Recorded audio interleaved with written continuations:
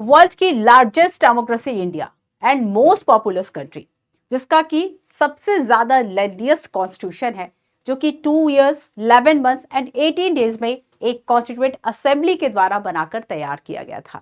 और आज के ही दिन यानी 26 नवंबर 1949 को हमने अपने कॉन्स्टिट्यूशन को अडेप्ट किया, हमने अपने कॉन्स्टिट्यूशन को अपनाया। अगर हम कॉन्स्टिट्यूशन के फर्स्ट सेंटेंस की बात करें, जो कि प्रियम्बल है, प्रस्तावना या उद्देशिका, उसमें हमने इस डेट को ही मेंशन किया। आगे जाकर 26 जनवरी 1950 को हमने इस कॉन्स्टिट्यूशन को इफेक्ट में लाया, यानी कि कंप्लीट तरीके से लागू किया। और आज के दिन हम कॉन्स्टिट्यूशन डे के रूप में मनाते हैं, यानी संविधान दिवस के रूप में सेलिब्रेट करते हैं। पहले इस डे को राष्ट्रीय कानून दिवस के रूप में मनाया जाता था। कॉन्स्टिट्यूशन डे मनाने के पीछे, सेलिब्रेट करने के पीछे जो रीजन है कि हम कॉन्स्टिट्यूशन की जो वैल्यूज हैं हम उसको प्रमोट करें, लोगों को अवेयर करें उनके फंडामेंटल राइट्स के बारे में, उनकी ड्यूटीज के बारे में। एज अ सिटीजन्स हमारी क्या ड्यूटीज है हम उनको भी समझ सके, क्योंकि यहाँ पर बात केवल राइट्स की नहीं है, राइट्स के साथ साथ ड्यूटीज के भी है। आगे देखो, हमारे जो कॉन्स्टिट्यूशन है उस पे एक बहुत बड़ा क्वेश्चन मार्क लग जाता है कि ये है बोरोड बैग, यानी एक उधार का थैला है। उधार का थैला इसलिए कहा जाता है क्योंकि हमने विश्व के अलग अलग जो कॉन्स्टिट्यूशन है हमने उनसे कुछ प्रोविजंस ले लिए, यानी कि वर्ल्ड की जो बेस्ट प्रैक्टिसेस थी हमने उसको अपनाने की कोशिश की। जैसे कि हमने ब्रिटिश के कॉन्स्टिट्यूशन से रूल ऑफ लॉ को लिया, वही हमने से पार्लियामेंट्री फॉर्म ऑफ गवर्नमेंट को भी लिया। आप देखेंगे केवल यहां से ही यूपीएससी ने कई बार जो क्वेश्चंस है रिपीटेड भी पूछे हैं। तो जहां हमें रूल ऑफ लॉ जो है वह एक बेस्ट प्रैक्टिस लगती है कि किस तरीके से किसी व्यक्ति का नहीं बल्कि लॉ का जो रूल है वह होना चाहिए, लॉ के अकॉर्डिंगली जो चीजें हैं वह होनी चाहिए, हमने इस प्रैक्टिस को अपनाया। वहीं अगर हम वेलफेयर स्टेट की बात करें कि जो गवर्नमेंट है उसे लोगों के वेलफेयर के लिए काम करना चाहिए, है ना, उसके लिए कुछ प्रिंसिपल, कुछ रूल्स, कुछ आर्टिकल्स वो भी हमने ऐड किए। ये हमने आयरिश कॉन्स्टिट्यूशन से लिया और इसे हम कहते हैं क्या, डीपीएसपी, यानी directive principle of state policy, यानी कि ऐसी पॉलिसीज कि जब स्टेट पॉलिसी मेकिंग करेगा इन प्रिंसिपल्स को ध्यान में रखेगा।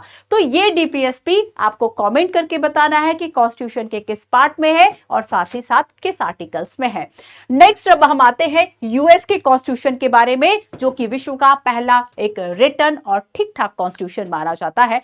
अगर हम वर्ल्ड के कुछ सक्सेसफुल कॉन्स्टिट्यूशन की बात करें, जिसमें कि यूएस का कॉन्स्टिट्यूशन आएगा, तो ब्रिटेन का कॉन्स्टिट्यूशन आएगा। ब्रिटेन का कॉन्स्टिट्यूशन याद रखना अनरिटन कॉन्स्टिट्यूशन है ना, यूएस का रिटन है, इंडिया का रिटन कॉन्स्टिट्यूशन है।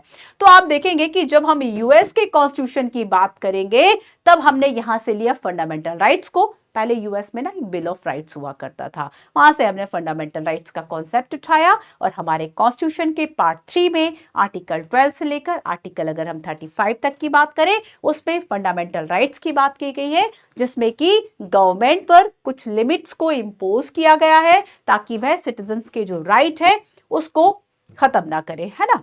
एंड साथ ही अगर हम जुडिशियल रिव्यू की बात करें, power of judicial review and judiciary के इंडिपेंडेंस की बात करें, ये बात हमने कहां से लिया, यूएस से हमने इस प्रोविजन को लिया। और वही अगर हम कैनेडियन कॉन्स्टिट्यूशन की बात करें तो जो क्वासी फेडरल नेचर है, जो कि क्वासी फेडरल सिस्टम का मतलब क्या होता है, more than 2 level of government, है ना। और क्वासी फेडरल का मतलब ये होता है कि बेसिकली 2 लेवल ऑफ गवर्नमेंट तो है लेकिन उसके अलावा जो एक सेंट्रल गवर्नमेंट है वो ज्यादा पावरफुल है, उसके पास ज्यादा शक्तियां हैं। तो ये जो क्वासी फेडरल कॉन्सेप्ट की अगर हम बात करें हमने कैनेडियन कॉन्स्टिट्यूशन से लिया। आइडिया ऑफ अगर हम रेसिडुअल्स पावर की बात करें, यानी कि ऐसे पावर जो कि किसी भी लिस्ट में लिस्टेड नहीं है, ये पावर किसके पास है, तो पार्लियामेंट के पास है। साथ ही अगर हम फ्रेंच कॉन्स्टिट्यूशन की बात करें तो principles of liberty, equality and fraternity, जो कि हमारे प्रियम्बल में भी वर्ड्स मेंशन है, ये हमने फ्रेंच कॉन्स्टिट्यूशन से लिए। तो यहां पर एक जो क्वेश्चन मार्क लग जाता है कि चूंकि हमने वर्ल्ड की प्रैक्टिसेस को उठाया, वर्ल्ड में जो चीजें चल रही थी हमने उन सारे कॉन्सेप्ट्स को उठाया और अपने संविधान में चीजों को ऐड कर लिया, और इसलिए वर्ल्ड का हमने हर एक वर्ड को, हर एक प्रोविजन को इतने अच्छे तरीके से डिस्क्राइब किया कि वर्ल्ड का लेंथिएस्ट कॉन्स्टिट्यूशन हमारे सामने है। सो यहां पर हम देखेंगे कि जो ये क्वेश्चन मार्क लग गया कि क्या ये अगर हमने इन सब जगह से कुछ कुछ ले लिए प्रोविजंस तो ये एक बोरोड बैग हो गया, नहीं, इसका आंसर होगा नो। क्योंकि हमने इंडिया के फिट के अकॉर्डिंगली, इंडिया के जो सिटीजन्स हैं उनके एस्पायरेशंस कंप्लीट हो उसके अकॉर्डिंगली हमने फिटेड चीजों को लिया। यानी अगर हम फॉर एग्जांपल, मैं एक कॉन्सेप्ट आपको बताती हूं सेकुलरिज्म का। आप देखेंगे कि अभी हाल फिलहाल के ही कुछ वर्षों में यूपीएससी ने मेंस में 2 बार सेम क्वेश्चन पूछा इंडिया एंड वेस्टर्न में, जो कॉन्स्टिट्यूशन के कंपैरिजन से टॉपिक है। और वहां पर यह पूछा इस बार कि अगर हम सेकुलरिज्म के कॉन्सेप्ट की बात करें तो ये कॉन्सेप्ट वेस्टर्न का है, और एक तरह से इंडिया ने जो सेकुलरिज्म को अपनाया ये वेस्टर्न इम्प्लांट माना जाता है कि एक बेसिकली हम कहते थे कि पश्चिम से आयातित एक पौधे के रूप में हमने उसको अपनाया, पर ऐसा नहीं है। चूंकि वेस्टर्न कॉन्स्टिट्यूशन, वेस्टर्न सेकुलरिज्म में जो कॉन्सेप्ट है सेकुलरिज्म का वो नेगेटिव है, पर जब हम इंडिया की बात करेंगे इंडिया में सेकुलरिज्म का कॉन्सेप्ट जो है वह पॉजिटिव है। तो हमने किसी भी प्रोविजन को जब अपनाया हमने उसे इंडिया के फिट और एस्पायरेशंस के अकॉर्डिंगली अपनाया। तो इस बात को कहना कि बोरोड बैग है ये पूरी तरह से सही नहीं है। तो इस तरीके से आज वर्ल्ड के लेंथीएस्ट जो कॉन्स्टिट्यूशन है ना, आज के दिन ही अडॉप्ट किया गया था। तो आप सभी को संविधान दिवस की, कॉन्स्टिट्यूशन डे की बहुत बहुत शुभकामनाएं।